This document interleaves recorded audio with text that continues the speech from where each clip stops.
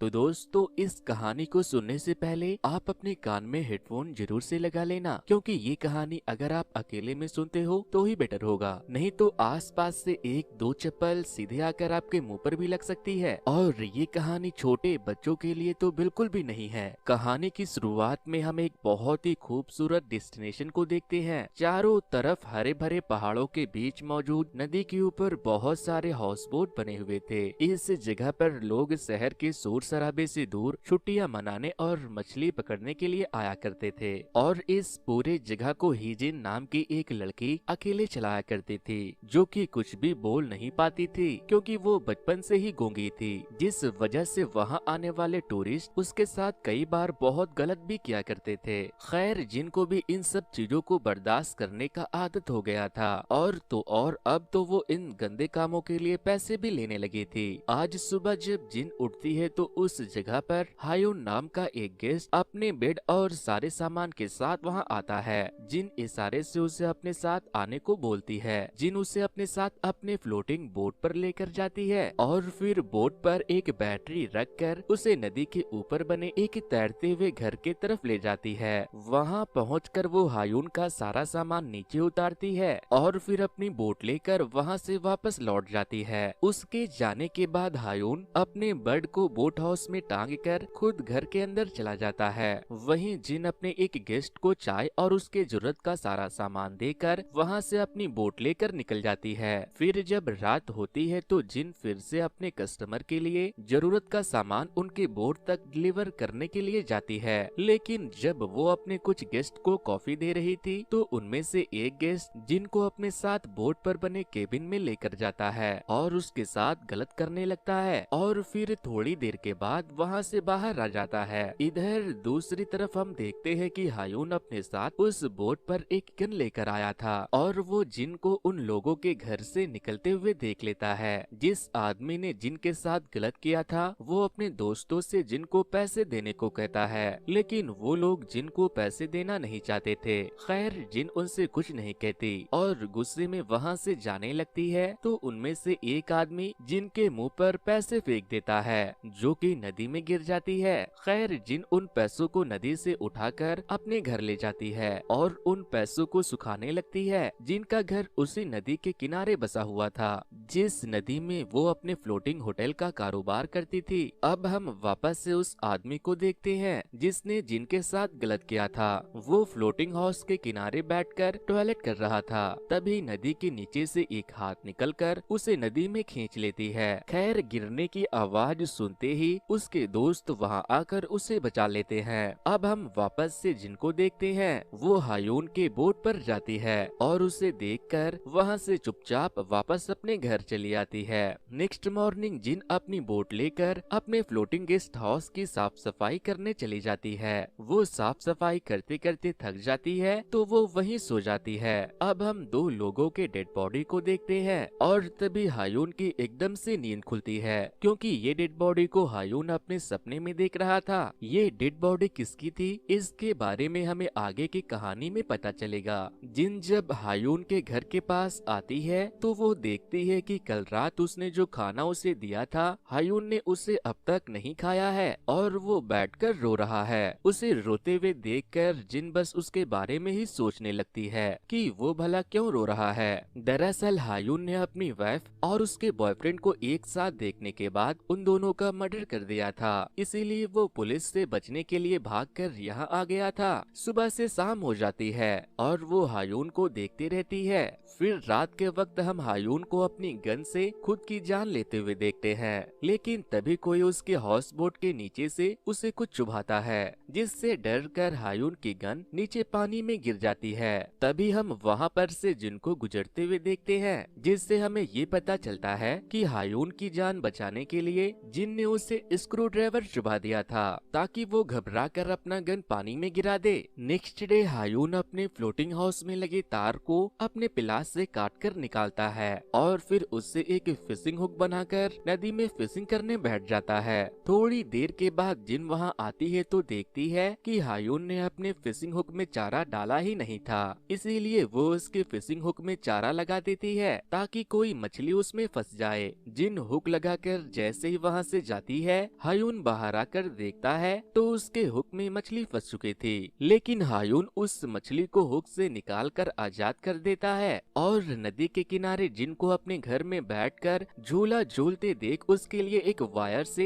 एक झूला बनाता है। इधर जिन जंगल की तरफ जाती है और एक मेढक को मारकर उसे ले जाकर हायून के बट को खिलाती है। हायून जिन को वहाँ पर देखता है तो वो उसे एक स्कल्पचर गिफ्ट करता है जिसे उसने वायर से उसके लिए बनाया था। जिन को वो गिफ्ट बहुत पसंद आता है और वो बहुत खुश होती है। साथ ही वो हायून पर और ज्यादा नजर रखने लगती है और उसके करीब रहने लगती है। अगले दिन जब जिन अपने गेस्ट हाउस की सर्विस देने जा रही थी तभी वहाँ पर दो लड़कियाँ आती है। ये दोनों लड़कियाँ पैसे लेकर गलत काम करती थी। जिन उसे अपने साथ एक फ्लोटिंग हाउस में ले जाती है। उन दोनों को वहाँ पर दो लोगों ने उनके साथ गंदे काम करने के लिए बुलाया था। उन दोनों को वहाँ पर छोड़कर जिन हायून के फ्लोटिंग हाउस में उसे खाना देने के लिए जाती है, जहाँ वो उससे पूछता है कि यहाँ पर टॉयलेट करने के लिए क्या करना पड़ता है। जिसके बाद जिन उसे बोट पर बने एक होल को दिखाती है जिसे उसने बाथरूम की तरह इस्तेमाल करने के लिए बनाया था।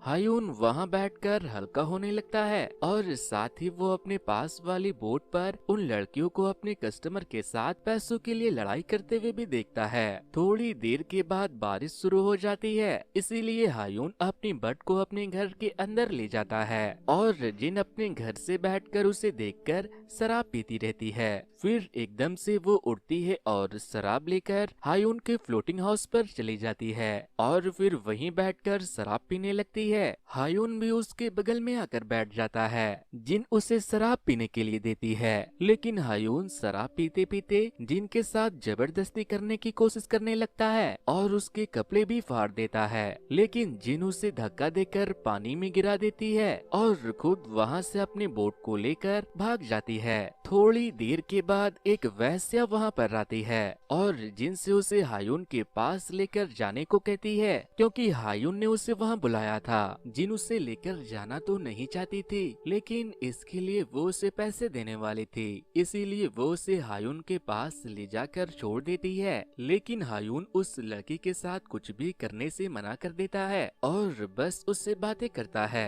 उससे बात करते करते बहुत देर हो जाती है, जिससे कि वो लड़की समझ जाती है कि हायून एक बहुत ही अच्छा इंसान है, उसे बस किसी की साथ की जरूरत है। इस लड़की का नाम सू था। सू हायून से अपनी रिंग भी टाइट करवा लेती है। हायून उसके लिए वायर से एक बाइसाइकिल भी बनाता है, लेकिन सू को आए बहुत लेट हो चुका था। वो हायून के साथ इतना खो गई थी कि उसे अपने दूसरे कस्टमर का याद ही नहीं था, इसीलिए उसके बॉस वहाँ पहुँच जाते हैं और हायून को निकाल कर उसे मारने लगते हैं। लेकिन सू अपने बॉस से कहती है कि वो बहुत अच्छा है, उसने कुछ नहीं किया, मैं उसकी वजह से लेट नहीं हुई। जिसके बाद सू के बॉस उसे अपने साथ लेकर चला जाता है। फिर जब जिन एक फ्लोटिंग हाउस की मरम्मत कर रही थी तो उसके पास एक नया गेस्ट आता है। वो उसे अपने साथ उसके एक फ्लोटिंग हाउस में लेकर जाती है, लेकिन वो गेस्ट जिन के साथ बहुत गलत करता है और जिन को इस बात का बुरा ना लगे इसीलिए वो उसे पैसे भी दे देता है। नेक्स्ट डे एक चाचा अपनी बेटी की उम्र जितनी एक लड़की को लेकर वहाँ आता है। जिन उन्हें भी अपनी बोट से एक फ्लोटिंग हाउस में पहुँचाकर वहाँ से चली जाती है। चाचा अपनी गर्लफ्रेंड के साथ बैठकर मछली पकड़ने लगता है। वो एक मछली पकड़कर उसके दोनों साइड के गोश्त को काटकर निकालता है और उसे खाने के बाद बाकी की मछली को वापस वैसे ही जिंदा पानी में छोड़ देता है। इधर सू वापस से जिन के पास आती है और उसे हायून के पास लेकर जाने को कहती है। हायून जब उसे देखती है तो वो उसे बताती है कि आज मेरी छुट्टी है, इसीलिए मैंने आज सारा दिन तुम्हारे साथ बिताने का डिसाइड किया है। ये सुनते ही जिन गुस्से से आग बबूला हो जाती है। थोड़ी देर के बाद जब हायून सू के साथ संबंध बना रही थी तो जिन उसके बाथरूम से छुपकर उसे देखने लगता है, लेकिन हायून उसे देख पाता इससे पहले वो वहाँ से चली जाती है। फिर जब सू वहाँ से जाने वाली थी तो हायुन उसे पैसे देता है, लेकिन सू पैसे लेने से मना कर देती है और कहती है कि आज मैं यहाँ कोई वैश्या बनकर तुमसे मिलने नहीं आई थी। लेकिन फिर वो पैसे ले लेती है और वहाँ से जाते वक्त हायुन को हक करती है और जिन ये सब देखकर रोस्ट हो रही थी। किनारे की तरफ जाते वक्त सू को जो पैसे हायुन ने दिए थे वो सारे पैसे जिन को देते हुए कहती है कि मेरे बाबू का ख्याल रखना, लेकिन जिन वो पैसे सू के मुंह पर मार देती है और जब वो सू को किनारे पर छोड़ देती है तो वो वापस से हायुन के फ्लोटिंग बोर्ड पर आकर उसके होंठ में दांत काट लेती है। नेक्स्ट डे जब जिन उठती है तो वो बहुत रोती है। तभी वहाँ पर कुछ ऑफिसर उस जगह की इंस्पेक्शन करने के लिए आते हैं, लेकिन जिन का एक गेस्ट जो 2 दिन पहले ही वहाँ आया था वो पुलिस वालों को देखकर वहाँ से भागने की कोशिश करने लगता है और इसी कोशिश में वो एक पुलिस ऑफिसर को स्टैप भी कर देता है। दरअसल पुलिस वालों की मोस्ट वांटेड लिस्ट में उस आदमी का नाम भी था, लेकिन वो आदमी पुलिस से बचने के लिए पानी में कूद जाता है, लेकिन उसे तैरना नहीं आता था, इसीलिए वो डूबकर बेहोश हो जाता है, जिस वजह से वो ऑफिसर उसे मछली के कांटे से पकड़कर पानी से बाहर निकालते हैं। वहीं हायुन भी पुलिस को देखकर बहुत डर गया था, इसीलिए वो उनसे बचने के लिए फिशिंग हुक को खाकर अपने अंदर की अतड़ियों को डैमेज कर देता है, जिससे उसे ब्लीडिंग होने लगती है। खैर जिन ने उसे पुलिस से छुपते हुए देख लिया था, इसीलिए वो उसके पास पहुंच जाती है और फिर पुलिस वालों से उसकी जान बचाने के लिए उसे बाथरूम होल के नीचे छुपा देती है। दरअसल हायुन ने अपनी बीवी को किसी और मर्द के साथ देखने के बाद उसका मर्डर कर दिया था, जिस वजह से उसे डरावने सपने आते थे और पुलिस को भी उसकी तलाश थी, लेकिन वो जिनके इस डेस्टिनेशन पर आकर छुप गया था। पुलिस वाले जब वहाँ पर आते हैं तो उन्हें वहाँ पर कुछ भी दिखाई नहीं देता, इसीलिए वो वापस से चले जाते हैं। उनके वहाँ से जाते ही जिन फिशिंग रॉड से खींचकर हायुन को बाहर निकालती है। वो बेहोश हो चुका था, इसीलिए वो उसे सीपीआर देकर होश में लाती है, लेकिन अभी भी वो फिशिंग हुक उसके मुंह में ही फंसा था, इसीलिए जिन उसके मुंह को एक लकड़ी की मदद से खोलती है और फिर बारी बारी उसके मुंह से सारे कांटे को निकाल देती है। इसी बीच जिन हायुन के दर्द को कम करने के लिए उसे प्लेजर देती है और फिर उसका खूब ख्याल रखती है। वो उसे अपने घर से गर्म कपड़े ला कर देती है। फिर एक दिन वो हायुन को अपने साथ बोट पर बैठाकर उस जगह से बहुत दूर घुमाने के लिए लेकर जाती है जहाँ पर बड़े बड़े घास थे। अगले दिन सू दोबारा से हायुन से मिलने के लिए आती है, लेकिन इस बार जिन उसे हायुन के पास नहीं ले जाना चाहती थी, इसीलिए वो खुद से उसके बोट को स्टार्ट करने लगती है, लेकिन वो बोट स्टार्ट नहीं हो रही थी, इसीलिए जिन उसे अपने साथ लेकर चली जाती है, नहीं तो वो उसके बोट को खराब कर देती। लेकिन जिन उसे हायुन के फ्लोटिंग हाउस में ले जाने के बजाय एक दूसरे फ्लोटिंग हाउस में ले जाती है और वहाँ ले जाकर वो उसके हाथ पैर बांधकर मुंह पर टेप लगा देती है और तो और वो उसके बोट के एंकर को भी खोल देती है, जिस वजह से वो फ्लोटिंग हाउस वहाँ से बहुत दूर चली जाती है। इसके बाद जिन हायुन के पास जाती है और उसे हग करके उसी के साथ सो जाती है। इधर सू खुद को आजाद करने की कोशिश में केबिन से बाहर निकलकर नीचे नदी में गिर जाती है और हाथ पैर बंधे होने के कारण वो वहीं डूबकर मर जाती है। नेक्स्ट डे जिन उसे देखने के लिए जाती है तो वो सू को मरा हुआ देखकर बहुत डर जाती है, इसीलिए वो वापस से किनारे पर जाकर सू के स्कूटी को अपनी बोट पर लाद कर लाती है और फिर सू के डेड बॉडी को स्कूटी के साथ बांधकर नदी में डाल देती है, ताकि वजन ज्यादा होने की वजह से सू की डेड बॉडी नदी के अंदर ही रहे। फिर जब रात होती है तो सू का बॉस उसे ढूंढते हुए वहाँ आता है और जिनके बोट को लेकर हायुन के फ्लोटिंग बोट पर पहुँच जाता है, लेकिन जब उसे सू कहीं नहीं मिलती तो वो हायुन को मारने लगता है। उन दोनों की लड़ाई शुरू हो जाती है और इसी लड़ाई में हायुन बॉस को नदी में धक्का दे देता है। बॉस को तैरना नहीं आता था, इसीलिए वो डूबकर मर जाता है, लेकिन तभी वहाँ पर जिन आती है और फिर वो दोनों मिलकर बॉस को एक इन्वर्टर बैटरी के साथ बांधकर नदी के गहराई में डाल देते हैं, ताकि किसी को भी उसके डेड बॉडी का कुछ पता न चले। लेकिन इन सब के बाद हायुन पूरी तरह से फ्रस्ट्रेट हो गया था, इसीलिए वो मछलियाँ पकड़कर उसे अपने चाकू से स्टैब करके बस मार रहा था।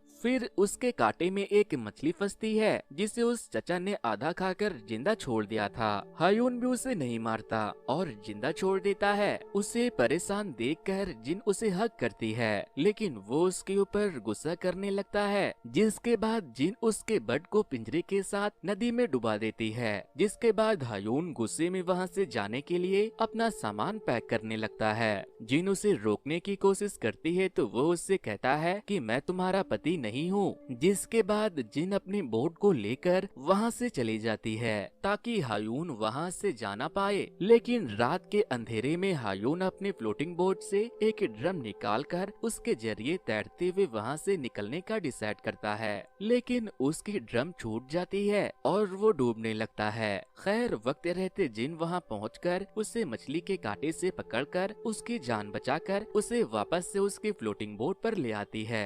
जिसके बाद हायून उसे बहुत मारता है, लेकिन मार खाते हुए जिन कोई भी रिस्पॉन्स नहीं दे रही थी, जैसे उसके ऊपर कोई असर ही नहीं हो रहा था। नेक्स्ट मॉर्निंग जब हायून की नींद खुलती है तो वो जिन को अपने पास बैठकर सोते हुए देखता है, इसीलिए वो मौके का फायदा उठाकर जिन के बोट को लेकर वहाँ से भागने का सोचता है। लेकिन बोट के आवाज से जिन की नींद खुल जाती है, वो उसे जाता देखकर रोने लगती है, लेकिन वो बोल नहीं पाती क्योंकि वो गूंगी थी। इसीलिए वो फिशिंग हुक को अपने पैरों के बीच डालकर बाहर खींच देती है, जिससे कि दर्द के मारे वो चिल्लाने लगती है। उसके चिल्लाने की आवाज सुनकर हायून बोट को वापस घुमाता है और उसके पास चला आता है। जिन पूरी तरह खून से लथपथ तड़पते हुए पानी में गिर जाती है, लेकिन हायून फिशिंग स्टिक से खींचकर जिन को बाहर निकालता है और फिर उसके टांगों के बीच से सारे हुक को बाहर निकाल देता है। और अब वो दोनों खुशी खुशी एक साथ वहीं रहने लगते हैं। और तो और हायून भी अब जिन के इस बिजनेस में उसका साथ देने लगा था। फिर एक दिन वो बूढ़ा चचा एक बार फिर अपनी बेटे की उम्र की एक दूसरी लड़की के साथ आता है, जिनका ये होटल ओयो से कम नहीं था।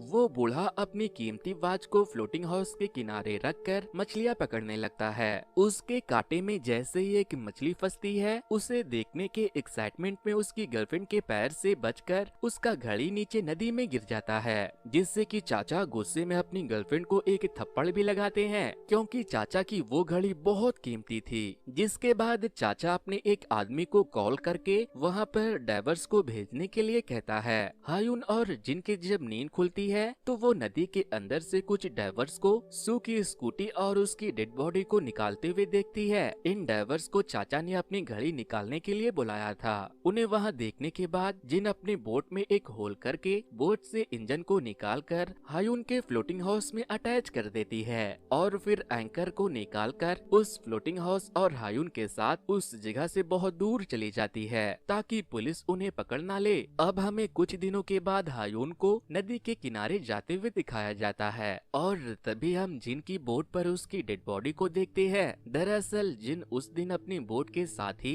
डूबकर मर गई थी जब चाचा ने सू की डेड बॉडी को निकाला था, लेकिन हायून को जिसने वहाँ से निकलने में मदद की थी वो जिन की आत्मा थी। तो दोस्तों ये स्टोरी आपको कैसी लगी हमें कमेंट करके जरूर बताना। वैसे दोस्तों कुछ दिनों पहले ही मैंने एक ऐसे ही मूवी के स्टोरी को एक्सप्लेन किया था, अगर आप लोगों ने उसे नहीं देखा तो वॉच नेक्स्ट पर क्लिक करके उसे जरूर से देख ले। सो वेल गाइज, आज की कहानी में इतना ही, फिर मिलता हूँ किसी मजेदार से कहानी के साथ। Thanks to, good bye.